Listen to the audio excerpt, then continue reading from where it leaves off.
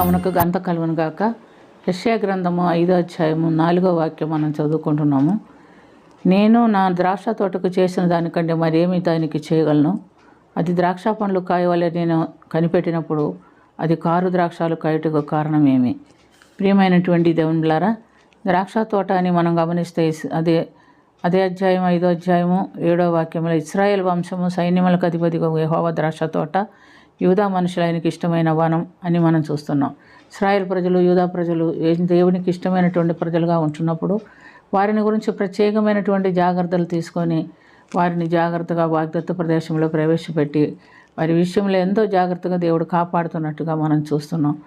ఆయన ఏం చేశాడు, ఏమంటున్నాడంటే, సత్తువ గల కొండ మీద నా ప్రియునికి ఒక ద్రాక్ష తోట ఉండెను. అది ఆయన దానిని వాగుగా త్రవ్వి రాళ్ళని ఏరి అందులో శ్రేష్టమైన ద్రాక్ష తీగలు నాటించెను. దాని మధ్యన బురుచు ఒకటి చేయించి ద్రాక్ష తొట్టిని తొలిపించెను. ద్రాక్ష పండ్లు ఫలించినని ఎదురు చూచుచుండగా అది కారు ద్రాక్షాలు కాచెను. అంటే దేవుడు కోరుకున్నటువంటి ఫలము ఆ ప్రజల్లో నుంచి రాలేదని దేవుడు ఎంతగా వాపోతున్నట్టుగా మనం చూస్తున్నాం. ప్రియమైనటువంటి దేవునిలారా, మనకందరికీ దేవుడు ఒక ఆయుష్కాలం ఇచ్చాడు. ఈ భూమి మీద జీవించడానికి ఆయుష్కాలం ఇచ్చాడు. మనం జీవిస్తున్నాం.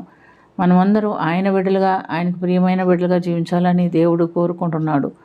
అయితే మనము ఆయన ఇష్టానుసారంగా జీవిస్తూ దేవునికి దూరస్తులుగా ఉంటున్నట్టుగా మనం చూస్తున్నాం. ఇశ్రాయేల్ జనాంగం వృద్ధి పొందాలని, ఆశీర్వదించబడాలని ఐగుప్తు దాసత్వం నుంచి వారిని విడిపించి వాగ్దత్త ప్రదేశమునకు తీసుకొచ్చిన తర్వాత పాలు తేనె ప్రవహించినటువంటి ఆ దేశాన్ని వారికి స్వాస్థ్యంగా ఇచ్చి అక్కడ వారు చక్కగా జీవిస్తారు, దేవుని మహింపరుస్తారని ఎదురు చూసినప్పుడు కారు ద్రాక్షాలు కాసినంటే ఆయనకి ఇష్టం లేనటువంటి జీవితం జీవించారని అర్థము. ఆయనకి ఇష్టం లేనటువంటి జీవితం ఆయన ముఖ్యంగా వారికి ఏం చెప్పాడంటే, నేను తప్ప వేరొక దేవుడు మీకు ఉండకూడదు, మీరు విగ్రహారాధన చేయకూడదు, మీరు నన్ను పైన ఆకాశం అందు కానీ కింద భూమి అందు కానీ నీళ్ళ అందు కానీ వేటి రూపం మీరు చేసుకొనకూడదు, వాటికి మీరు సాగిలపడకూడదు, వాటికి మీరు నమస్కారం చేయకూడదు.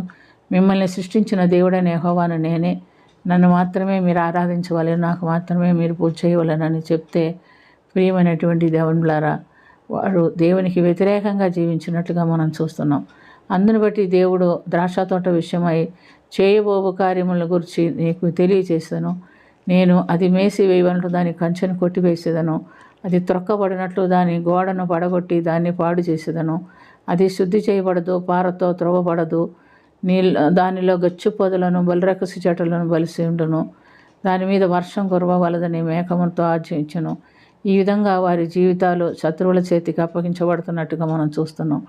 2 దినవృత్తాంత గ్రంథం 36వ అధ్యాయం 15వ వాక్యములో మనం చూసినప్పుడు దేవుడు పెందలకడనే లేచి తన సేవకులను ప్రవక్తలను పంపించి వారికి ఎంతగానో హెచ్చరిక ఇస్తున్నట్టుగా మనం చూస్తున్నాం. ఆయన ఎంతగా హెచ్చరించినప్పటికీ వారు ప్రవక్తలని సేవకులని ఎగతాళి చేయొచ్చు, వారిని చంపచ్చు, వారికి వ్యతిరేకంగా జీవిస్తూ దేవునికి అయిష్టమైనటువంటి కార్యములే వాళ్ళు చేసి ఉన్నారని దేవుని వాక్యంలో మనం గమనిస్తున్నాం. అందును బట్టి దేవునికి వారి మీద కోపం వచ్చి దేవుడు బబులోను రాజుని పంపించి వారిని సంహరిస్తున్నట్టుగా చూస్తున్నాం.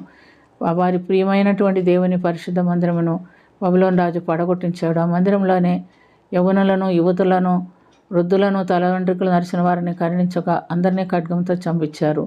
మిగిలిన వారిని ఆయన ఆ బబులోను రాజు చెరబట్టుకొని తీసుకొని పోవచ్చున్నట్టుగా మనం చూస్తున్నాం. కాబట్టి మన జీవితంలో కూడా దేవుని లక్ష్యం చేయక, దేవుని ఆరాధించక, దేవుని స్తుతించక మన ఇష్టానుసారంగా జీవిస్తే అపవాదికి మన మీద ప్రభుత్వం వస్తుంది. వాడు మన మీద ప్రభుత్వం చేస్తే మన జీవితాలు నాశనం అయిపోతాయి. మళ్ళీ దాని కొరకు మనం ఎంతగానో ప్రయాసపడవలసి వస్తుంది. ఈ విషయం గమనించుకొని ఇశ్రాయేల్ జనాంగమును, యూదా జనాంగమును సాక్ష్యం ఉంచుకొని దేవుడు మాట్లాడుతున్నాడు. మరి మన పరిస్థితి ఏమిటి? మనం ఆయనకి ఇష్టలుగా జీవించగలుగుతున్నామా?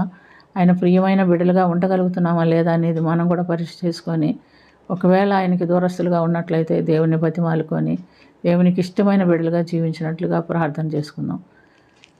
ప్రేమ కలిగిన తండ్రి, కృప కలిగిన ప్రభు, శ్రేష్ఠగా ఇశ్రాయేల్ జనాంగమును, యూదా జనాంగమును మీరు ఎంతగానో ప్రేమించి మీ ప్రియ బిడ్డలుగా ఎంచుకున్నప్పటికీ వారు నేను తృణీకరించి నీకు దూరస్తులైనందుకు నీ కోపము, ఉగ్రత వారి మీదకి వచ్చింది.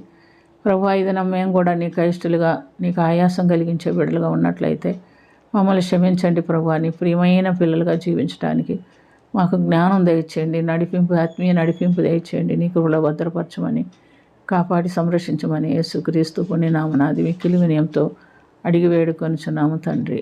ఆమేన్.